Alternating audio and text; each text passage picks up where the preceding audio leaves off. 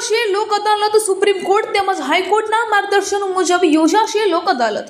દ્વારકા જિલ્લામાં દ્વારકા, કલ્યાણપુર, ભાણવડ અને ખંભાળિયા ખાતે આવનાર 22/6/2024ના રોજ યોજાશે લોક અદાલત। દ્વારકા જિલ્લામાં લોક અદાલતમાં અંદાજે 2000 કેસો મુકાશે।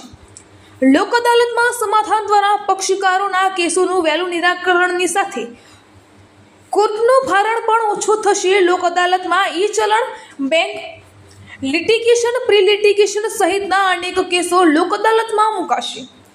રિપોર્ટર કુશાલ ગોકાણી। તારીખ 22/6/2024ના રોજ સમગ્ર ભારતમાં લોક અદાલતનું આયોજન કરવામાં આવેલ છે।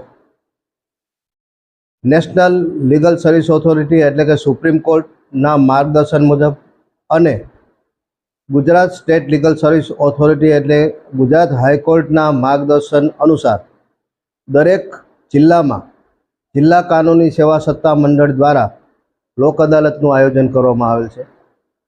આપણે દેવભૂમિ દ્વારકા જિલ્લામાં પણ લોક અદાલતનું આયોજન કરવામાં આવેલ છે, જેમાં ખંભાળિયા મુકામે, ભાણવડ મુકામે, કલ્યાણપુર મુકામે, દ્વારકા મુકામે અને ઓખા મુકામે લોક અદાલતનું આયોજન કરેલ છે। આ લોક અદાલતમાં ઈ ચલણ કેસો પણ મૂકવામાં આવેલ છે, પ્રી લિટિગેશન કેસો પણ મૂકવામાં આવેલ છે અને અદાલતમાં ચાલતા સમાધાન લાયક કેસો તેમજ દીવાની કેસોનું પણ મૂકવામાં આવેલ છે।